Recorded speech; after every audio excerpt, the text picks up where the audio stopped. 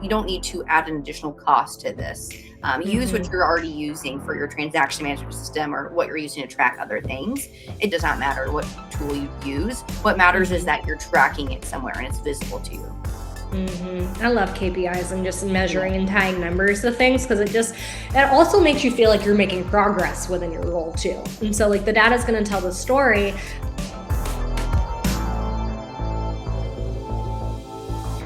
Let's be honest for a second.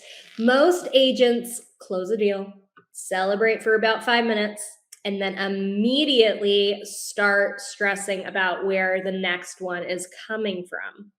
They worked hard, they delivered, the client was happy, and then nothing. No review, no referral, no repeat business. And here's the thing that really drives me crazy about that. It's not because the client didn't want to help or didn't want to leave a review or referral. It's because the agent never asked. Or maybe they asked once kind of awkwardly at the worst possible time and then never followed up. Yes. And then 6 months later, they're saying, I need more leads. No. You need to stop losing the business you've already earned, because reviews and referrals are not luck. They're systems. And when you build the right system, your pipeline starts filling itself. And that's what we're breaking down here for you today. The exact framework and system that we teach our teams to create experiences that really earn referrals, and that tactical follow-up process that turns happy clients into your very best lead source. Yeah, so let's get into it. Welcome back to the Reside Platform podcast. My name is Lauren Holland. I am the Director of Client Experience here at Reside. Again, my role sits across the entirety of the client journey, from when they are talking about coming into Reside, from onboarding teams, all the way through and helping them implement systems from our ecosystem that actually work in the real world. And I'm Brooke Reiki. I am the client success manager here at Reside. And again, I work really hands-on with our team leaders, operators, and agents every single day, helping them simplify their operations, build accountability processes, and really focus on what actually drives the results that they're looking for. Yeah. And between Brooke and I, we have seen hundreds of teams. We work with so many right now. And amongst those, to this day, one of the most common frustrations we hear is, I am working so hard. Why am I not getting more referrals? Exactly. And so today we really want to break down two things for you all. First is going to be that experience framework that makes clients want to refer you, because you can't really just systematize referrals if the experience isn't worth talking about. There's really no point at that point. And then secondly, we want to talk about the exact tactical system that we teach our teams within Reside to secure 5-star reviews and referrals consistently. So not hoping for them and not waiting for them, but actually building a process that makes them inevitable. Awesome. So, whether you are a solo agent, a team leader, an operator managing this process for your team, this episode is for you, because reviews and referrals are the engine that fuels everything else. So we are going to dive in and reframe this subject that Brooke and I have a lot of experience in. Reviews and referrals are the engine of your business. So before we get into the how, because we're going to be giving away a lot of tactical action items and scripts today, more so, right, Brooke, than we've really done before. Yeah, this is going to be really exciting. Yeah, it's a good one. We're excited about it. I think we've hinted in the previous podcast that we did a little bit about an agent training I recently hosted, and we touched on some of this. So you might have heard a little bit of this framework in the previous podcast. However, we are really taking a deep dive into how to do it. And now we're going to talk about the why. So why we're talking about this is because reviews and referrals are not just nice to have. They're the engine that fuels everything else. So for agents, I wrote this down, and I really want to be tactical about this. You're going to hear tactical a lot today. So number one, enhanced credibility, social proof of your skills and reliability. Number two, increased visibility. It's going to boost your online presence, your client loyalty, and encourage repeat and referral business. Networking opportunities is next.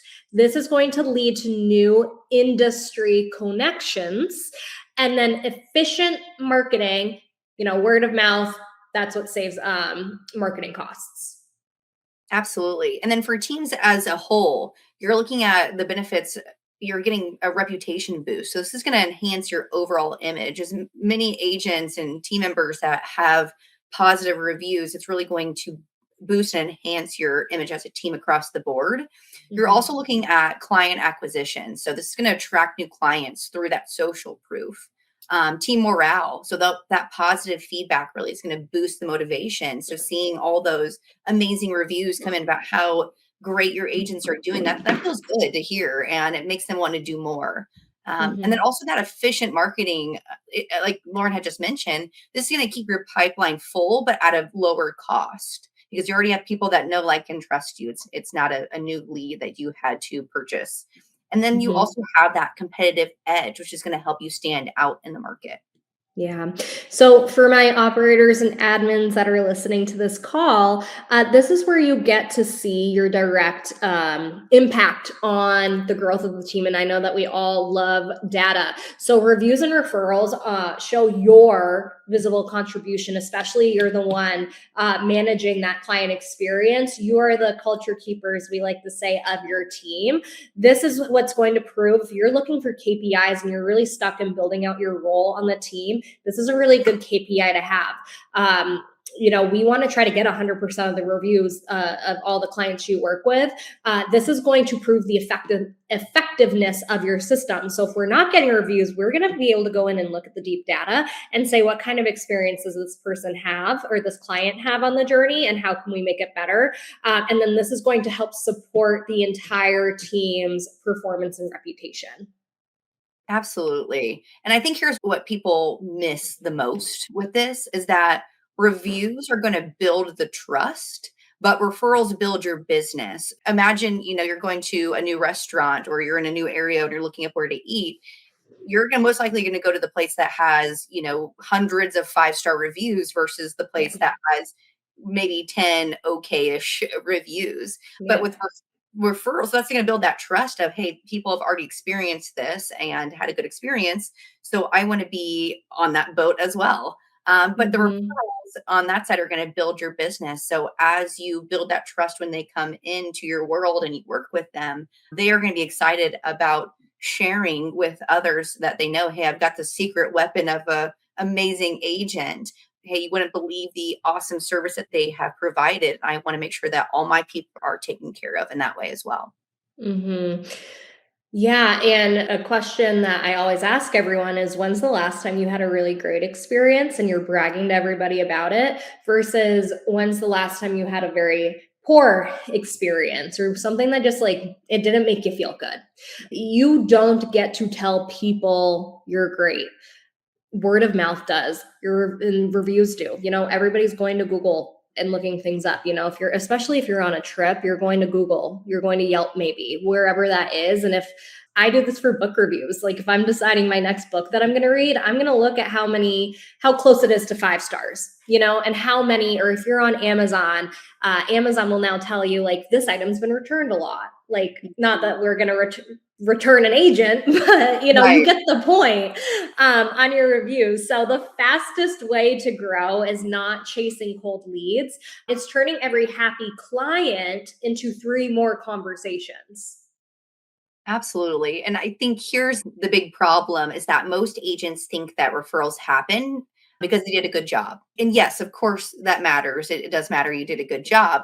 But doing a good job is just the baseline. That's the bare minimum. What actually earns referrals is creating an experience that's so exceptional that people can't help but to talk about you. They want to brag about you. So before we get into the tactical system for asking for reviews and referrals, we need to talk about what makes somebody actually want to refer you, because you can have the best follow-up system in the world, but if the experience wasn't memorable, no one's sending you that business. A really great book to read is Unreasonable Hospitality. I always forget the name of the Michelin star restaurant, but it's about the general manager's experience and how he went above and beyond for the clients. It is so good. So read that and see how you can apply that to your team as well. Absolutely. Yeah, that is an amazing book. And it's something that I've taken within my own experience with my role with When Reside is here's my process that I currently have. Now, what else can I implement to make it that much better to really give that loving touch a little bit more? And jumping into the framework here further, if you caught our last podcast, you heard us talk about the earn framework. So you have to earn the referral. So we built that framework again called earns. We want to break that down for you because you do have to earn the relationship, the trust, the referral. And then it really breaks down into 4 parts, which is engage, anticipate, retain, and network. So let's walk through each one. Let's start with E. All right. So E is engage. You win the client in the first 5 minutes. We're talking about CRM follow up. We're not talking about an in-person interaction with out in the public, out in the community. We're talking about in your database right now. So engage is everything that happens before somebody decides to work with you. And this is where most agents do not realize that they could be losing business because it's all in the data. The numbers tell the story and it can remove a lot of the emotion. So because we're thinking, oh, I'm just going to win them over at the appointment. But then you don't, because you can't even win them over with setting the appointment, right? Because it's speed to lead. We talk about this a lot. You win them in the first 5 minutes of them coming into you, right? Absolutely. Yeah, absolutely. I mean, when a lead comes in, think about what do most agents do? They might wait, they might overthink it, they respond later. But what do the top agents do? They respond immediately, they take control, and they really guide that conversation. Mm-hmm. Yeah, we talk a lot about showing up, especially Brooke and I together, and just like you can't really motivate people. Sunit, I think it was this week in our leadership call on Monday, he was talking about a doctor tells you, hey, you need to change this, or, what's the worst that can happen? Death. Right. Mhm. So we're going to make this a little bit morbid. If death can't scare you, you're not going to be able to motivate your agents to go do anything if that's not something they're willing to go change the behavior over. I did not say that as eloquently as Sunit did, but you get the point. It's not just about speed. It's about how you show up, because your client is asking, can I trust this person, before they ever meet you? Absolutely. And this really is where it gets practical. You want to start thinking, how do you dress? Is your car clean? Are you prepared? Do you sound confident? I'm not saying you have to feel confident, but do you sound confident? Because how you show privately is going to be how you show up publicly. Mm-hmm. Yeah, we hear John Cheplack say that a lot. This is the mindset shift that changes everything. You're not just in real estate. That's where your license says you are. Yes, you are licensed to buy, sell, and help others invest in real estate, but it's not all transactional. People can smell commission breath from miles away. It's about the experience that you give people. So you're really in the relationship, the relational, the experience business. Absolutely. And that's so huge what you just said, because I think most agents think that their job is I help people buy and sell homes. But that's Mhm. not actually what the clients experience. Yes, you're helping them buy or sell, but that's not the whole picture of what they're experiencing with their time with you. Yeah. So, okay. Especially if you're an agent, or you're just even somebody listening in today.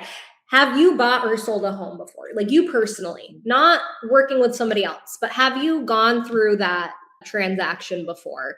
Having to hire an attorney or a title company, having to work with a lender, hiring home inspectors, going through those reports, etc. It's a lot. And especially, we're going to get into this, but it's a very emotional human experience. No matter, we can have the most emotional fitness out there. There's still things that come up, because this is one of the biggest transactions that most people make, right? So our clients, put yourselves in their shoes. They are going to experience stress, uncertainty, emotions, pressure. And what they remember isn't always, I'm going to say always because some people do, but they're not going to remember the paperwork. They're going to remember signing things and that it's a lot, but they're not going to remember verbatim what's on there. They might remember how pretty the MLS looked, but coming from past experience, I remember the photos. I do not remember the description, anything from our last listing. The logistics, they're going to remember how you made them feel during the process. Absolutely. So you want to think about your last transaction process, or if you have not had one yet, what would you want this to look like? But you want to consider, did you make it easier? Did you make it clearer? Make them feel really taken care of? Or did you at some point just disappear? Maybe you went under contract and then you give a step back. Did you react instead of lead? So, okay, a bad inspection came up and now you're frazzled and trying to handle it, or did you lead them through that and set expectations that the inspection reports might not always be great, and that's why you're hiring inspectors to find the problems, being really prepared for that. And did you leave them confused? Did something not quite click with them that you could have maybe explained a little bit further? Yeah, and it's so big and important what we're talking about right now. Yes, we're talking about reviews and referrals, but really what we're talking about is the client journey and the client experience. And that's what leads to the repeat business. So it's going to start with your funnels. It's going to start with your database. It's going to start with lead generation to lead nurturing. All of this is going to determine whether the client refers you, whether they trust you again, and whether they're going to talk about you after the deal is done and closed.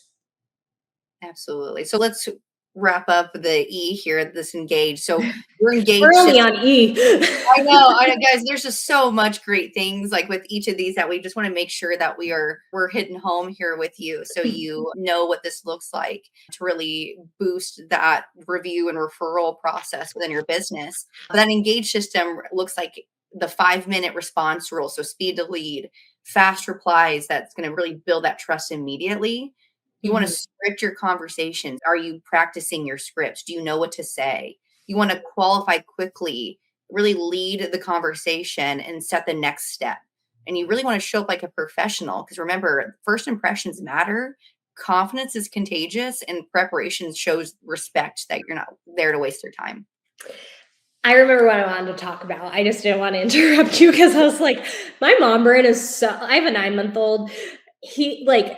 It's real. That's all I'm going to say. Yes. Moms are real. So when we're talking about confidence is contagious, and I really don't like the term anymore. I'm a recovering people pleaser. I'm not a people pleaser anymore. I used to be, because I used to, if we really want to get down their rabbit hole, I think people pleasing is actually a form of manipulation. And that's not really what we're talking about here, because you want the other person to feel a certain way about you, which might not be their interpretation. So when I am talking about now, like caring about your reputation or caring what others think about you, or, sometimes comparison can be a really good thing, because you're comparing yourself to someone that's doing it at a higher level. So you can not be them, but imitate their behaviors and the actions that they're doing, right? So going back to what shows up privately shows up publicly. So we were talking about comparison. And so the people that do it at a higher level than us, what are the action items that they're taking and how can we replicate those, I think is what I was saying. We all go through seasons of life, right? Sometimes it's really great. Other times, it's what is this teaching me, this event in our life. So sometimes, like for me personally, when I'm feeling a little bit chaotic, like you're going to be able to tell that, like, are there rappers in my car, or, am I in more loungewear than I would be, more put together? So when I know a lot of you listening probably can relate to this, I love some loungewear. However, look good, feel good. I think we've talked about this before, faking until you make it. Especially like if you're not sick, I'm going to put on something that makes me feel good. And like, it's that mindset shift that we've been talking about. So that's really when the confidence is contagious part. Your clients are going to realize that too. Okay. So, you really want to make that best impression, that you're taking that, what's the phrase? Putting your best foot forward. Yeah. Thank you. I can never remember things anymore. I always butcher those things, but like, make sure it's the simple things, right? Like steam or iron your shirt. Don't go looking a little bit wrinkly with your clothes, people are going to notice that. When you look sharp, I'm not saying you have to wear a 3-piece suit, but wear something crisp, wear something clean. Don't have that mustard stain on there. Okay. Make sure it smells good. Don't overdo it with the cologne, with the perfume, just things like that. You look like you take care of yourself. And when you look like you take care of yourself, you're going to look like you're going to take care of the other people as well. Anyways, digress. We can talk a little bit more about that later if it comes up. But the next is A, anticipate. This is how you lead the experience and do not react to it. And then this is really where those top agents are going to separate themselves, because most agents operate like this. Something happens, then they respond. And, they think ahead. Top agents do. They prepare the client. They eliminate confusion before it shows up. Brooke, what are your thoughts on that? Absolutely. I mean, I think clients don't get frustrated just because something went wrong, because it's a transaction. Something's bound to happen here or there. That's not the way you planned, but they get frustrated because they didn't know what was happening or why, or have that expectation that, hey, again, you go back to inspections. This might not be super pretty and fluffy and look great, and just setting that expectation. And then so it removes that frustration when that report comes out and they're like, I want to pull out of this right now. I don't want to move forward. It's scary. It goes back to it's a human experience. So something really impactful that if you take anything out of this, please let it be this. If your client ever asks you what is happening, you have already lost control of the experience. Yep. Yes. And so let's talk about, what does that look like practically? This is going to be your client communication standard. Give them a timeline on day one, so they know exactly what's going to be happening when, and then set a weekly communication cadence. I know Lauren and I used to do, when we were in transaction management, we would do follow-up Fridays. So every Friday we would go to the clients, go to the vendors, anyone that was partnered in the transaction, and say, here's where we're at with everything. Do you have any questions? Here's what's happening next. You always want to lead with, here's what's happening next. So reach out first. Don't wait for them to chase you or ask you questions. And I have my dog next to me, so if you hear a little click clack. So yes, the follow-up Fridays, it just is like Throwback Thursday, remembering all the things we used to do. I would do follow-up Fridays. On Thursdays, I'm doing this backwards for whatever reason, but on Thursdays, I would send a file audit, if you will, to my agents as well, with a property address. This would be to each individual agent, because that's your job, right? I'm sure you could automate it now. This was pre-AI and having you could do so much with it.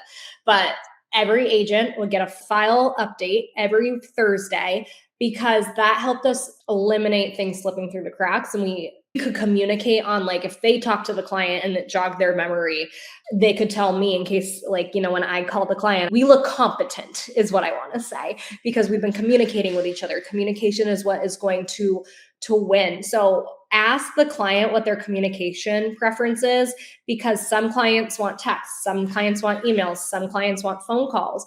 Ask their preference, honor it, document it, and stay consistent with it.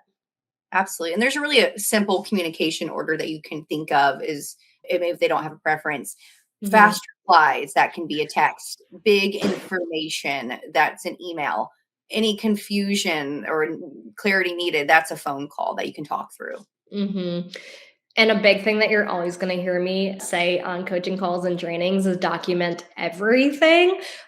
Even if their preference, this is how you honor a really good client experience. Even if they prefer a phone call and they don't check their email, what you're going to do is, after every phone call, you're still going to send a recap. After every conversation, you're going to send a text or an email summary. I would send the email. And if you do have a group thread with a property address, you have your TC, the agent, and the clients all in a group message, whether that's on Facebook Messenger, Slack, whatever you guys communicate on a text, you're going to confirm the next steps there. And that's it sounds simple, which it is. That's the point, but it's also how you separate yourself from the rest. Wow, I can't talk today. You are removing confusion, because when the client is feeling informed, they also feel taken care of. And when they feel taken care of, they remember you. It's leadership. You're not just responding to it happens, but where you're really guiding that experience from start to finish. Yeah. Yeah. So we've talked about E, engage, A, anticipate. Next, we're going to talk about retain. This is the third part. This is where you do not disappear after the deal. And then this part is also where a lot of agents are at risk of losing future business. We're not talking about the client's going to terminate in the middle of the contract. We have a method and everything here, and that's what we're talking about. You as an agent, you're working hard, you close, but then you disappear and you never talk to these people again. We're not going to do that. We're eliminating that here. And they say, I need more leads. Like we had just talked about. No, you don't need more leads. You need to stop losing the people who already trust you. If you think about it, you've already done the initial work of building a relationship, just dominating those first impressions and making a great first impression. You're taking out a big leg of work that you would have to do with a new lead when you can focus on somebody that already knows, likes, and trusts you. Yeah, because people don't remember transactions. They remember how you made them feel. I'm going to sound like a broken record. Mm-hmm. They remember how they felt in the experience with you. Absolutely. So what your retention system can look like is a 30-day check-in after closing. Hey, how's everything going? Are you feeling settled in? Do you have any questions? Having a home anniversary message every year. Hey, happy home anniversary. Maybe it's a quick little pop by or a small little something or just a quick message. 2 to 4 touches per year. So this could be during holidays, market updates, personal notes, again, anniversaries, and then being able to invite them to client events or things that you are doing around the community just to stay connected. So good. We could dive deep into all of that too. I'm like, we should do a podcast on it. we can. We sure can. If y'all want that, you let us know. We like to save money here. We like to cut costs, especially for your P&L and your bottom lines. Sorry, my earbuds falling out again. And this does not have to be expensive. It just has to be thoughtful. Think of anything client experience versus being thoughtful. So moments, they matter. They need to be thoughtful, personal, memorable, and repeatable. And there is a system for the client experience and client journey. And generosity is a strategy, by the way, which you can give first, stay top of mind, and then create moments that people really remember. So that might not be a closing gift, but maybe you're donating to their favorite charity or something that's close to them. That's you're showing, hey, I hear you and I understand what you care about. And that, again, it's creating that moment that people are going to remember that you did for them. Yeah. And this is going to make me hungry by saying it. But one thing that one of my agents said, you don't need to do closing gifts, I mean, yes, I think I said this on a call the other day. If you want to give me some cleaning supplies, I am never going to turn that down because I'm constantly cleaning and you can always stock up on those.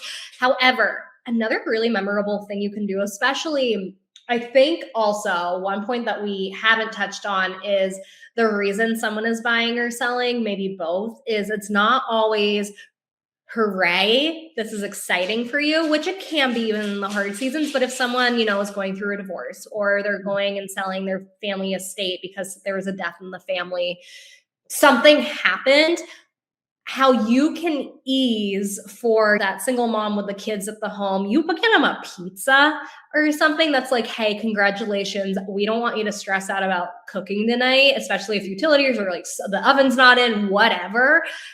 Get them a pizza from Domino's or your local restaurant or whatever it is, because getting somebody food or in a meal, that's the way to my heart, man. That's what I would want from my agent. Same. That I would remember that. I would be like, that was good. Yeah.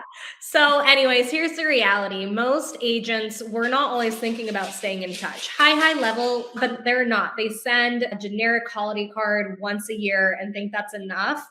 It's not. And we're going to talk about some systems on how to do that. Your past clients shouldn't feel like they should feel like they're still your clients, not like you had one transaction and that ended and then you just walked away from them. Yeah. And when you do this well, retention becomes referrals. And that is why we're talking about this earn framework and the client experience. Man, I keep saying the same thing, but we got to get into our madness here, guys. We're looping it all back around because this is, again, we promise. Experience equals referrals and reviews. So we just want to make sure that people feel really confident and comfortable in what those steps are. Yeah. And I hope y'all are taking notes, because people who feel remembered, They refer people, and people who feel valued, they're going to talk about you. It's all word of mouth, especially if you're in a small town, even a big city, you got your billboards up, whatever. People are going to know your face. So that's when we're talking about how you show up, your confidence. Also, confidence does not mean huge ego. Confidence means being confident and educated in your work and knowing that you are the best person to be serving your clients. So get out in the community. I think we're going to be talking about this next, so I don't want to jump too much ahead. But people who feel cared are going to send you business because they know that you are going to take care of the people that they love.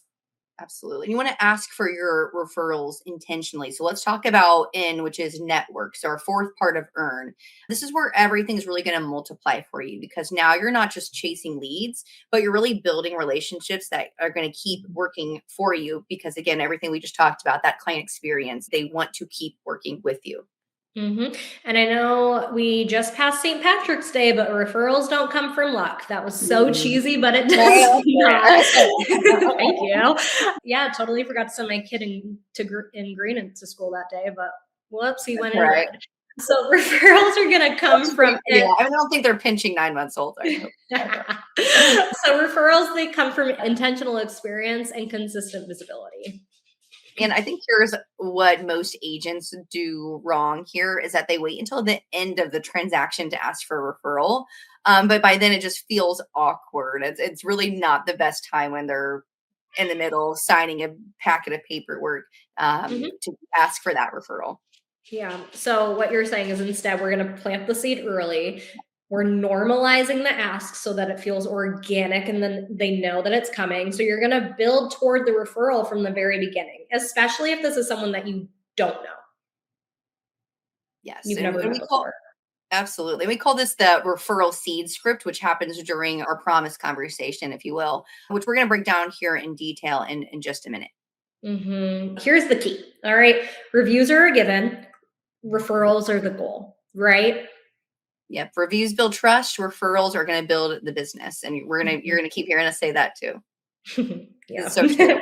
We sound like broken records, but it takes 7 times to hear something until it really clicks. I hope we've said it. I think we've said it more than 7 times. So I'm sure you guys are going to get it. But community, this is also part of the experience. We will talk about this in another podcast, but host events, create that connection, be the local agent in your community, show up to, what do they call them? When you're cutting the rope, the red ribbon events. The ceremonies and ribbon cutting. It's literally called the ribbon cuttings. Pay attention to those magazines in your area of local businesses. There's new restaurants opening in town. Go do a fun taste testing. If tacos are your thing, go be that local fun real estate agent and put it on social media. Contribute to your clients' lives beyond the transaction. You're going to stay visible. Don't be a secret agent, because it's not your clients or your families or your SOI, your audience's job to remember that you're in real estate. It's your job to remind them. So when you build that community, this is really going to help. These referrals are going to become natural. Yes. And we're going to get more into how to ask for the referrals. But before we move on, let's recap the earn framework. So engage, win them in the first 5 minutes, show up with speed, confidence, and clarity. And then A, that's our anticipate. So lead the experience, over communicate, and really eliminate any possible confusion before it shows up.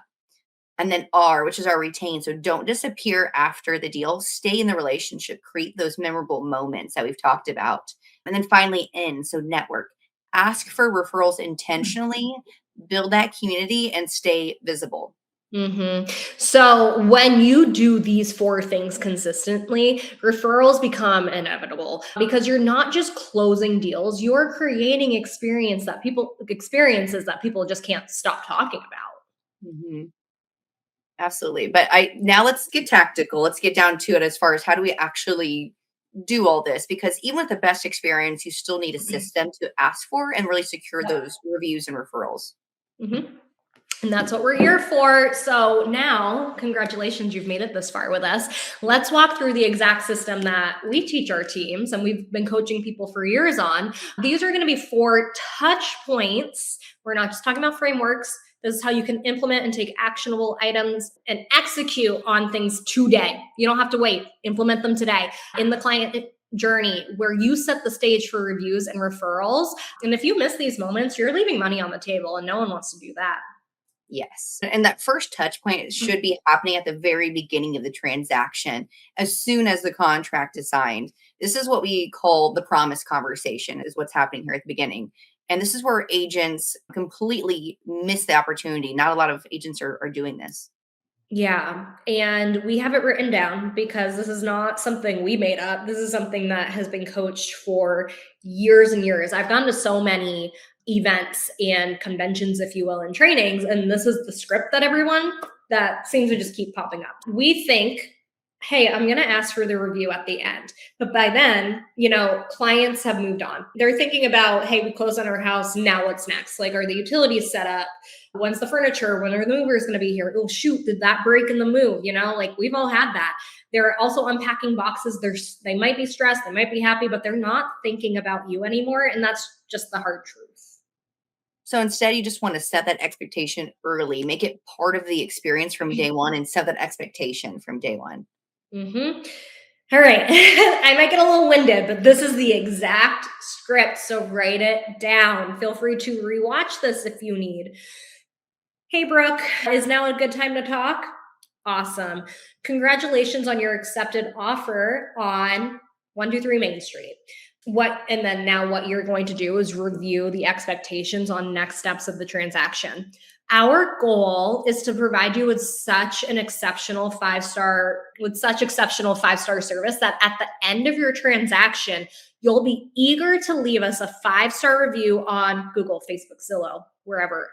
Google, and refer a family member, friend, or colleague who's planning to buy, sell, or invest in real estate soon.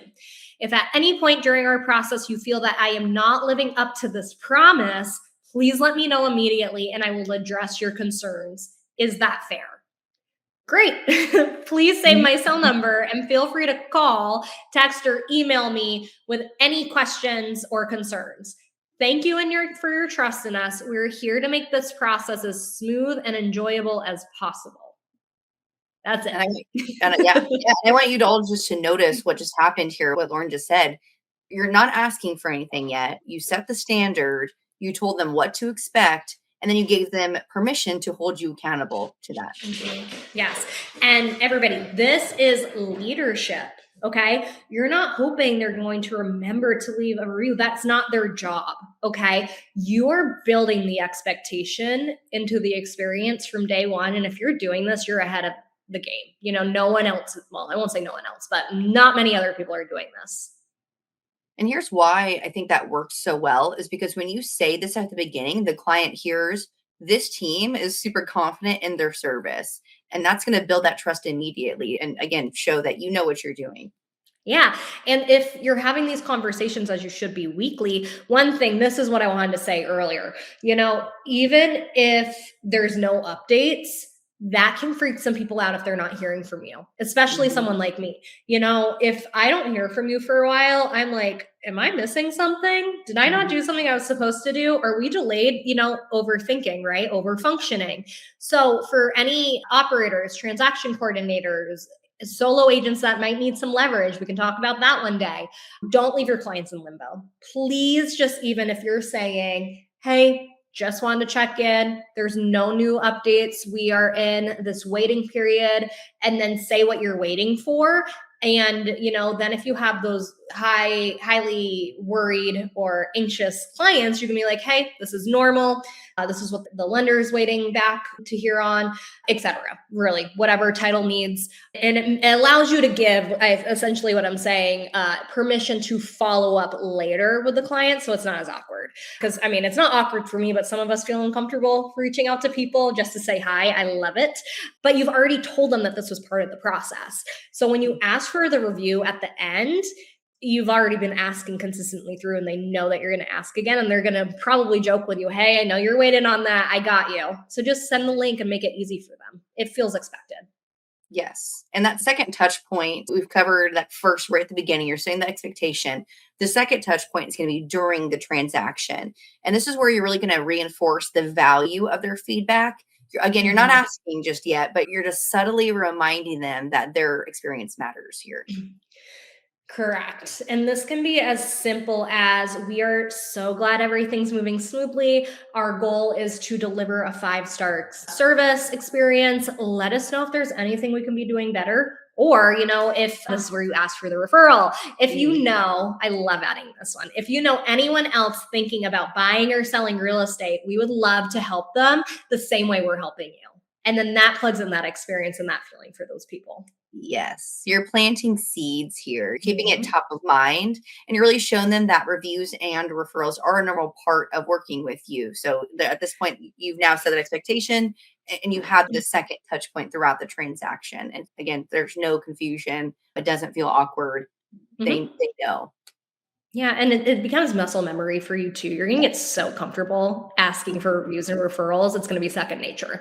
And this does not have to be formal. I think we get so worked up in our head and we start overthinking, especially as for any of my admin or operators on this call. I know that we're not the salespeople. I know we sometimes prefer to be sitting behind the computer and getting our work done and just being behind the scenes. However, you are just as much as this client experience as the agents are because you're that culture keeper. We said that in the start of the call today. All of these are part of the experience. It can be woven into your regular check-ins, but this is what it is. Consistency matters, okay? The systems matter. I have a water glass right here. I don't know if you guys are watching on YouTube, you can see that. So I always go to, when I'm thinking of consistency, this graphic of it's not going to be perfect every single time. It's not going to be perfect every single day. If you have templates in a process, you're going to nail it every time. But I guess what I'm saying, it's building the muscle. So start doing it. Go back through a list of your past clients who has and who has not left a review yet. That's called an audit. You should be auditing that weekly if you're not, or at least quarterly. Have a virtual assistant do it. If you want to automate it, just go do it and have one source of truth of where you're leaving these reviews. I like Google. Google, I don't know if we're going to get into this, but when someone's searching local real estate agents in Vermont, the more Google business reviews you have and you're verified on your business page, you're going to pop up towards the top, right? So go get those reviews. It's going to motivate you so much more. But because by the time you close, they've heard this message multiple times and it's going to feel natural for them and they're going to want to leave the review, especially if you make it easy for them. Okay, so we are going to move on to the third touch point, which is within 24 hours of closing. What do we do? This is when emotions are still high because, they're excited, they're grateful, they're thinking about you. Final walkthrough is coming. You should have had the title commitment already, because of, Mhm. the alt statement HUD. What's it called? The 3-day TRID, All of the above. right? I don't know. It's been a minute and everybody calls it something different, but they're excited, they're grateful, and they're thinking about you. This is when we get it. And they can leave a review before too. Like it doesn't have to just be at the end of the transaction. Of course. Of course. And really around this time, this is where you can make it just like a personalized thank you email. And this is where you can make the ask. So we'll go over the template here briefly. If you want the full template, feel free to reach out to Lauren and I. We can provide you with a copy of it. But it'll be, hi, client's name. So, hi, Lauren. Congratulations once again on your new home. We hope you're settling in well. Your satisfaction is incredibly important to us, and we would love to hear about your experience working with our team. If you have a moment, could you please leave us a review on Google? Your feedback helps us continue to provide excellent service to our clients. And again, you want to add the link here for your Google review page. Additionally, if you know anyone looking to buy, sell, or invest in real estate, we would really be honored if you refer them to us. And thank you so much for your time and support. Mm-hmm. Yep. So that's short, it's simple, it's direct, they have a clickable link, you're not being pushy, you're giving them an easy way to help you. And people do want to help too, right? Coming from contribution, they're not going to do it if you don't ask. Absolutely. And again, make sure that we can't stress this enough if you can't tell. We mentioned it. Don't forget to include the direct link on your review platform. Don't make them hunt for it. Don't make them search your name and try to find it. It's not going to happen. The easier you make, especially when they're trying to move and they're in the middle of unpacking and all the craziness that comes with moving, the easier you make it, the more likely that they are to do that. And here's a key point. Okay. Pick one. I think we've said it already. I won't beat the dead horse with this, but pick one. And also, why do people say that? Pick one platform to Same. focus Where did on. it come from? Me and all my analogies and sayings today. The easier you make it for somebody, the more likely they are going to do it because it's simple and you make the process easy for them. Absolutely. And if you're wondering, let's say that you're using Google, Facebook, and Zillow, and you're wondering what would be the best channel. Here are some thoughts here of where to collect reviews. So Google be best if your team runs Google ads or focuses highly on SEO. Because again, like Lauren mentioned, the more reviews that you have, the higher you're going to be when they search, realtor in my area, you're going to pop up there. Facebook is effective if your team promotes content or listings on Facebook. If you're doing Facebook ads, that's a great place to have your reviews collected as well. Zillow would be ideal when you're working Zillow leads. If you're part of a Zillow team, that would be a great place to go ahead and collect those as well. Yeah. I mean, you can collect all three too. You could put three different links being like, here's a link to my Zillow page. This is why we put here. Here's for Google. This is why we do. All they have to do is copy and paste what they said before. It's not like just give them the script or not the script. Don't give them the review, but give them that little touch of like, hey, you're welcome to just copy and paste them on these things if you want. And, or if they do leave it on Zillow or they do leave it on Google, just screenshot that review and go put it on your Facebook page. Right? You're getting the review still. People are going to go look at your Facebook page. Just make sure your agents know which platform to promote and make sure that the links are saved and ready to send, like we've been saying. Because if you have to hunt for the link every single time, you're adding friction. We want to create not only a frictionless experience for our agents, operators, but for the client as well. Friction just kills that follow through. Yep, absolutely. Let's talk a little bit about our fourth and final touch point here, because this is a big point. We've talked about it. Some agents will close the deal and then that's it. You don't hear from them anymore. So let's talk about they send that one email, maybe.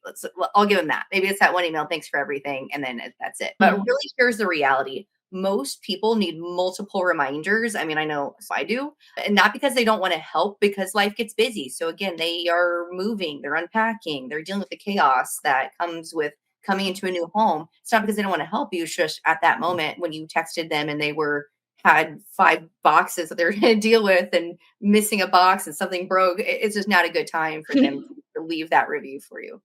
I remember one time I was moving and my TV, I mean, I don't actually know how this happened, but thought I packed it properly and it broke. So I still remember how that experience made me feel. Yeah, I'm actually getting text like, "Can you leave me a review as you're dealing with your broken TV?" It's like, okay, yes, I will get to that at some point. And who's the worst at leaving these is your friends and family, especially your family, your immediate family. You just sold them a house and they're like, yeah, I'll get to it later. And then you're like, hey, mom, can you please leave that review? And they're like, yeah, I'll get to it. And then they just don't. Anyway, so if you don't get a review within 48 hours, start this 9-week drip campaign. Brooke, one thing we haven't talked about is the who. Admin that are running the client experience as a transaction coordinator, especially if you have your hands on the templates and you're talking to the client and you know what's going on more than the agent knows what's going on. You certainly can be the one because you created such an amazing experience for these people. Ask for the review. However, if every team's different, if you're team leader or just know who owns it on the checklist. So admin, remind the agent, hey, I haven't gotten this person's review yet. Could you reach out? Like make it easy, send the agent the link so they know what to do. Just make things easy for people to get the goal done, right? So here's the cadence of what we're going to do. Week 1, you're going to send a reminder email out. Week 2, you're going to do the same thing. Week 3, it's going to be a care call, voice to voice ask. You can also do that every week, but it just really depends on the client. Week 4, you're going to send another reminder email. Same with week 5. Week 6 is going to be that care call. Week 7 and 8, those reminder emails. And then week 9, a care call, voice to ask. Voice to voice ask. Absolutely. You can see that pattern there. So reminder, email, care call, reminder, care call, reminder, care call. And you can automate most of this in your CRM, by the way. So think about setting up the email sequence as an action plan and follow-up boss or whatever system you're using. But the care calls, make sure that those are personal. Those need to be a personal voice-to-voice ask from you. Okay, so we've given you a lot. We've given you scripts. We've given you cadences. Another thing, on top of that drip campaign, you're going to pick one day a month These are your monthly tasks. We recommend the third Thursday. I actually don't have the data on why. I think we just picked a day of the month. And you spend 1 to 2 hours making care calls to clients who have not left a review or a referral yet. Yes. And this is one of our favorite scripts for those calls. It's called the event giveaway sandwich. So it sounds like something like, and again, if you want the actual copy of this, let Lauren and I know. But it sounds like, hello, Lauren, is now a good time to talk? Great. I wanted to let you know that our team's hosting an event for all of our past clients. Please keep an eye out for a text message or a phone call from their agent to be invited. Also, I was doing our monthly bookkeeping and realized that we have not received a 5-star review from you. Or from somebody that you know that's looking to, or a name of someone that's looking to buy, sell, or invest in real estate. If I send you a text message with the link to our Google page after this, would you be able to leave your agent, if you're the transaction coordinator here, and our team a 5-star review? Do you know anyone who has real estate related plans that I can provide to your agent? Awesome. Thank you so much. We'll reach out to you again here soon with some more details about the event. We can't wait to see you. Talk soon. Bye. Okay. And that was a call. That was a phone call. I mean, you can turn these into email scripts as well. Honestly, use AI, run it through ChatGPT and say, the prompt is make this an email as well. Yeah. Another one that works really well is the can you help me script. Hey, Brooke, is now a good time to talk? Great. I was wondering if you could help me.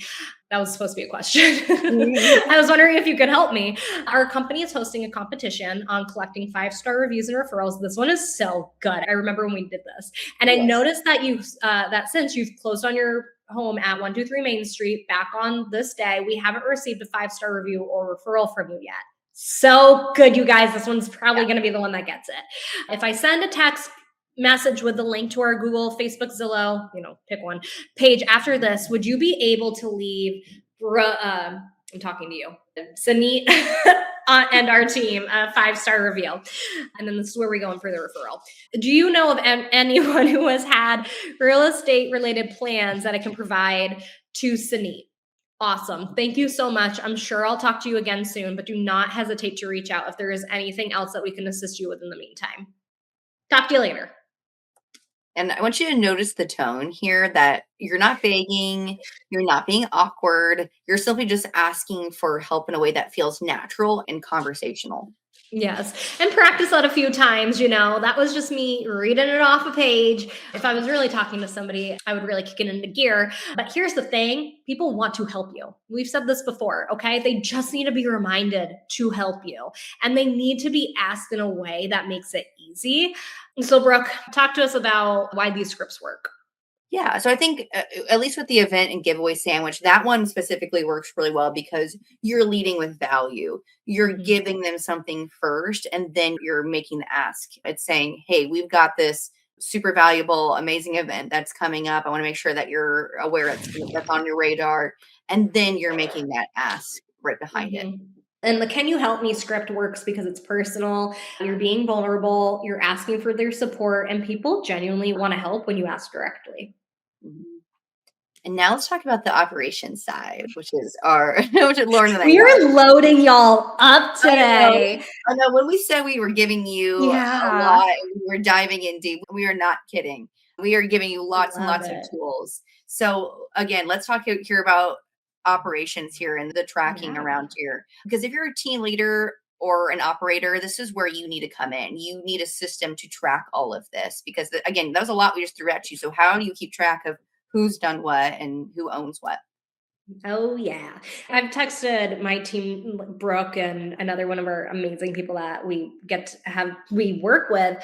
I was like, guys, it's been such a productive, busy week. I feel a little scatterbrained. And I have my task list here. We use monday.com for things. And I'm like, what am I forgetting? But, it's all systematized and we have each other to remind each other, just remember what gets measured gets managed. And if you're not tracking reviews and referrals, they're not going to happen consistently. So this is what I recommend. All right. So step one, you're going to build an internal tracker. Some columns can include the client name, the closing date, the review status, the referral given, follow-up notes, last contact date. And you could do Brooke is going to talk about this, but you could do all of this in a free platform. You don't have to pay for this. Absolutely. I mean, you can use, if you're already using Google, you can use Google Sheets. It doesn't have to be fancy as anything, be anything crazy. You can use your CRM. So if you're in Follow Up Boss, you can make custom fields with, Mhm. trying to track all this and then be able to sort from there. You can use Monday.com. You can use Airtable, anything that you're already using. You don't need to add an additional cost to this. Use what Mhm. you're already using for your transaction management system or what you're using to track other things.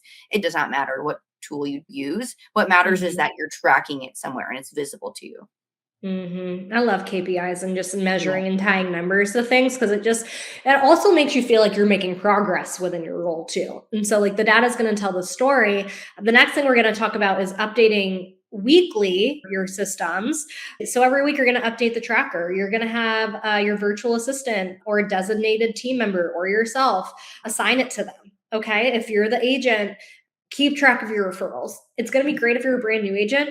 If you're an existing agent, you don't have leverage, maybe take some time over the weekend or whenever you're not showing and do some admin work. I know it's not that fun, but if that's not your wheelhouse, but trust me, you want that repeat business. You would be really surprised, especially if you've been in the industry for a long time. You go back to someone you sold a house to 5, 8, 10 years ago, you might be surprised that they've been thinking about you too and they could be ready. So use the tracker to identify who still needs to be followed up with. Yes. And that's where the operators really shine because Mhm.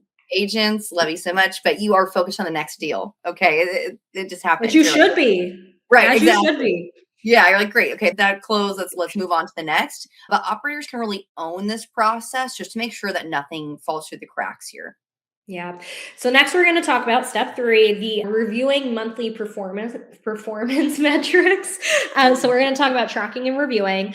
You're going to review the growth percentage month over month, year to date total reviews, year to date total referrals, and then the conversion rate of that. So the reviews requested versus wow, that's a tongue twister. Reviews requested versus reviews received. I know it's a lot of R's. Yep. That was a lot. And I can't pronounce my R's. Fun fact, had a speech impediment when I was in elementary school. My last name, my maiden name is Rathgeb. So I even have to like really put some enunciation behind that. And All this right. really Step is what's going 2. to give you that visibility into what's working and what's not. Because if you're requesting reviews but you're not getting them, you just need to adjust your approach. So maybe your Mhm. timing's off, maybe your messaging needs work, maybe you just need more personal touches. But you really want to have that visibility so you can review how are we doing month over month? Are we increasing? And if not, then what do we need to change? What do we need to update? Mhm. Yep. The data tells you where you need to focus. Absolutely. And then step 4, let's get to step 4 here where you can coordinate weekly updates. So the purpose here is to stay current and proactive. And then the action that you're taking is to update that tracker weekly. So if applicable, assign this to your virtual assistant or another team member that can help you out here. But use that tracker to identify, again, who still needs that follow up. Okay. Are you guys still with us? Because we're almost done. I Yep. promise. And I hope you're taking lots of notes and getting lots out of this. This is basically a webinar and a podcast. But the next step is you're going to celebrate and motivate. Okay. So the purpose here is maintain team morale and visibility. Your action is going to be partner with your marketing team to share, and that could be you, so partner with yourself if you're growing a team, to share, review, and referral shout outs on social media. You are going to then, this is how you be the culture keeper, recognize team members during meetings. Okay. So when's your weekly sales meeting? Make sure you have these things up. Celebrate them, especially the agents that are doing a great job. And it's okay if it's the same agents every single time because they are the ones showing up and leading from the front and doing it right. Let them be recognized every single week. Agents love that. Make it visible and make it celebrated. Yes, because what gets recognized gets repeated. So when agents are seeing that their reviews are shared on social media, they want more of them. They want more of that recognition. And when agents are getting referrals, it really creates that healthy competition. So when you're making it visible, like, hey, John just got 3 referrals, it's like, oh, I only have 1 this That's month. I huge. need to I need to get Or more here too. zero. Yeah. Yeah. You've never had a referral. Hey, how are you getting those? Right? Yep. Absolutely. Yeah. So it creates that healthy competition for sure. Mhm.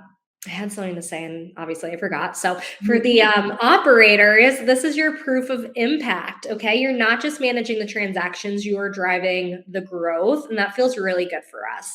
You're building the team's reputation and you're creating the systems that fuel the business. And that's how you establish yourself in the role too. And that's why this matters so much, is because reviews and referrals aren't just nice to have. It's great, to have that, but they're the foundation of really a sustainable growth process.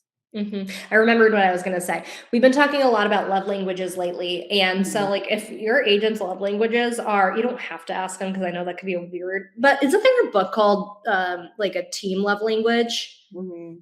I think we've heard of that before. I don't know the title or anything of that, but especially if words of affirmation or some of your agents like they love to be recognized, do it, especially if they're doing a great job. Acts of service could be like your TC. Hey, this is a good recruiting tool. I know we're going a little off topic, but I just thought of No, this. but we Like, need to, this could be a whole other segment that we need to get into. dear I give goodness, you guys everyone's one like, day. wrap You it guys up. know. Yeah, we There's could so go many all good day about nuggets. love languages as well with your team and your clients. So Yeah. So service, acts of service. So especially if you're a team leader recruiting to agents on your team, what kind of leverage do you have? That leverage could be a love language of transaction coordination, listing management. Oh, they don't have to do that. They're so excited. And especially if you have an amazing admin that, most of the time I'm like, oh my God, we love that person. They're like the director of chaos. They're the director of awesomeness. It's just like that. They're the backbone of the team. That's super, super impactful. So for my admin, my operators out there, this is your proof. Okay. It just is. Brooke, I'm gonna stop talking and let you take it back. Sorry, guys. there's no problem here. Now, this is also true. And yeah, again, we're building that foundation of really sustainable growth here, and you're creating that fuel. Let's talk now a little bit more about the accountability piece, which is a favorite topic of us, of keeping it accountable.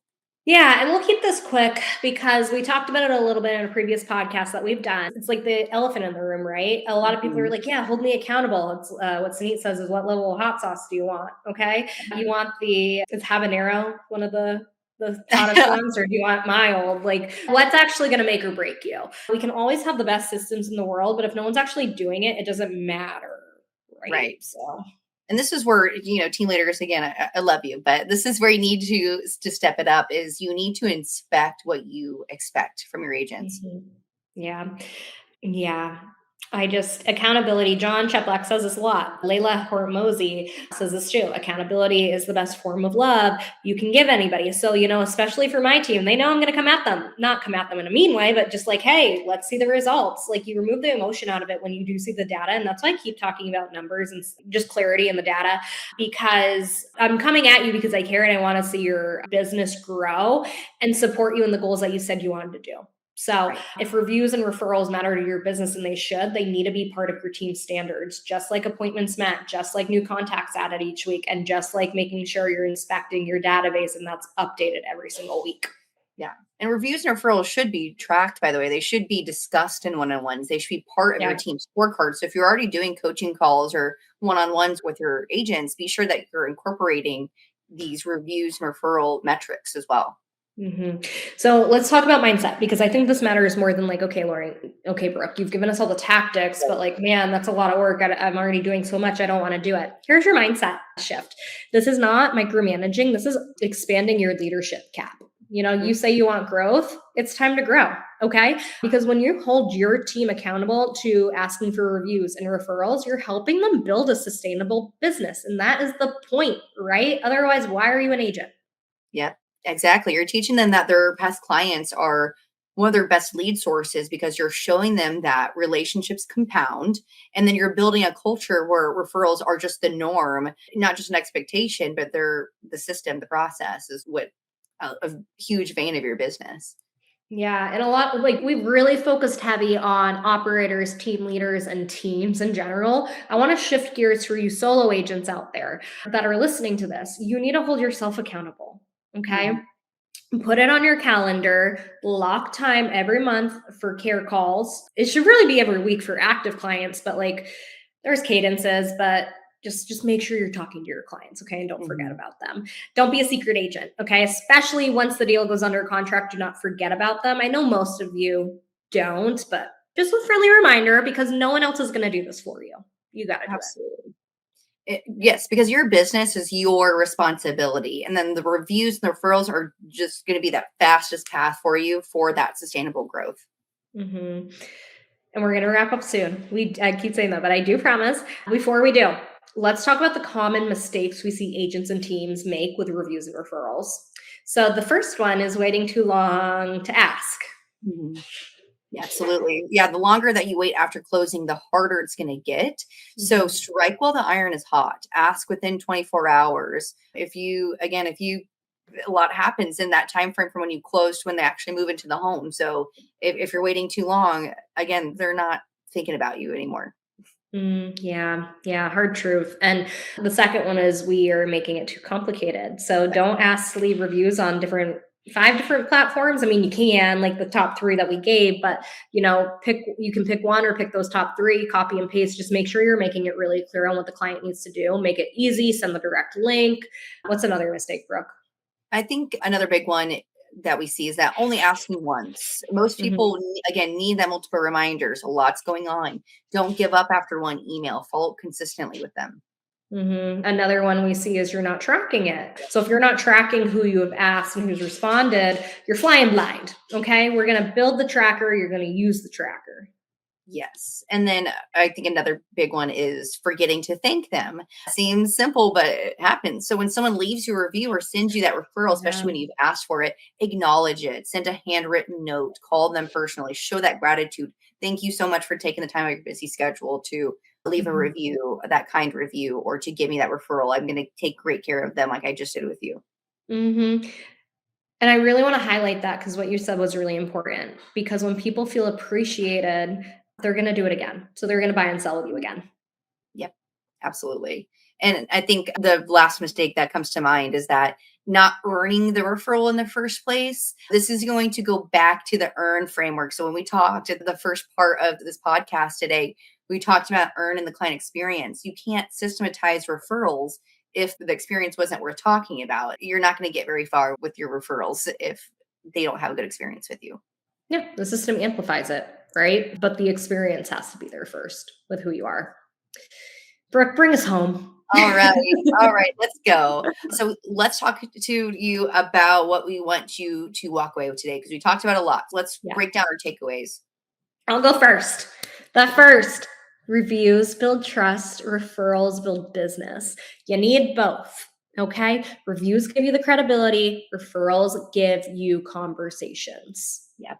And takeaway 2, you have to earn the referral. Use the earn framework. So again, you better know it by now. What it stands for, you've got engage, win them in the first 5 minutes, anticipate, lead the experience, don't react to it, retain, don't disappear after the first deal or after the deal closes here, and then network, ask for referrals intentionally, again, using the frameworks that we provided you today. Cindy's gonna be so sick of hearing earn and all that. I've been so into making acronyms lately and just naming everything. So the third takeaway, we're going to build the system. Okay. We've given you so many tactical things to take away and implement this next week. The promise conversation, you're going to set the expectation early. During the transaction, you're going to reinforce the value of feedback. Immediately after the closing, you're going to ask for the review and the referral, both hand in hand within the first 24 hours. And then the follow-up system, if they don't leave that because they're busy, and they usually do not, and that's okay, you got the 9-week drip and monthly care call system. Yes. And then our next takeaway, track everything. Build that internal tracker and update it weekly. Have someone that's owning that process if it's not you. Review your monthly metrics so you can see your month over month growth and if anything needs to be updated or tweaked. And then you want to celebrate those wins and make it visible to your agents. Yeah. The next one I would say, number 5, is to make it part of your culture. So for team leaders, this needs to be part of your team standards. Operators, this is your system to own and manage. For agents, this is your responsibility, especially if you're a solo agent. I mean, the team standard is your standard. So yeah. Absolutely. Because here's really the truth. Most agents don't have a lead problem. They have a follow-up problem. It's not always that the leads are bad or that we don't have any. We just got to stay patient and stay consistent. Remember, I was talking about those glasses. The water's full, the water's empty, or not empty, but halfway full. The point is you're working hard, you're delivering great service, but you're not asking for what you need consistently, and you're leaving money on the table, and you got to feed your family, right? What's your why? Just ask yourself what your why is. And the agents who really grow the fastest aren't the ones with the most talent. You don't have to be in the business for years and years and years, or know everything about real estate. The ones that are growing the fastest are the ones that are being the most consistent. All right. We're going to leave you here with a couple of things.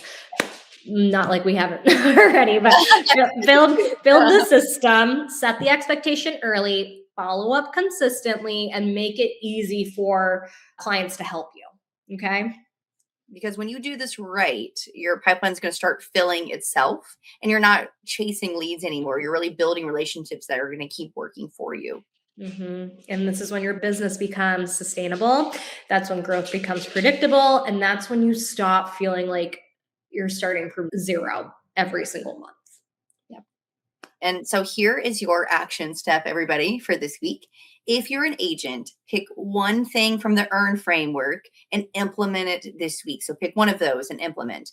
Maybe it's setting the promise conversation expectation on your next deal. Maybe it's scheduling your monthly care call day. Maybe it's building a review tracker, but pick one thing to act on. Yeah. And if you're a team leader, audit your current review and referral processes, leverage it off to your admin. Do you have one? Has it been documented? Is it in an SOP? You can really make that easy. Put it through ChatGPT and say, make me an SOP off of this. It doesn't have to take a week. Is this being followed? If not, start there. Okay. And if you're an operator, this is going to be your system to own. So don't wait on anyone else to take action. This is your time to shine here. Build that tracker. Set up the drip campaigns in whatever CRM you're using. Block that monthly care call day on the calendar. Make this that process that runs without the agent even having to think about it, because now you're adding more value as well on the team. Yeah, it's consistent effort. All right. It's long-term success. This is not just a one-time thing. This is the rhythm you're building into your business. Absolutely. And when you do it consistently, reviews and referrals are going to stop being something that you are hoping for and you're waiting for and you're looking and refreshing constantly. You start being something that you can really count on. Yes. All right. Brooke, thank you for spending the time to really break this down. We know it was a long one. So if you did make it through this whole thing, thank you. And congratulations, because now you have so many tactics to go get those reviews and referrals. And I cannot wait to hear about how many this landed for your team. Thank you, everybody, for joining us on the Reside Platform podcast. Brooke, anything else? Yes, just I hope that this episode helped you. I know we gave you a lot of information, so it really hope this helped you think differently about how you approach reviews and referrals. Hopefully you can share it with another agent, with a team leader, or somebody else in your world, an operator, whoever that could possibly use this. Yep, because like we say, work works when it's focused on the right things. Yes. All right, we will see you next time, everybody. Thank you so much. Yeah. Thanks, guys.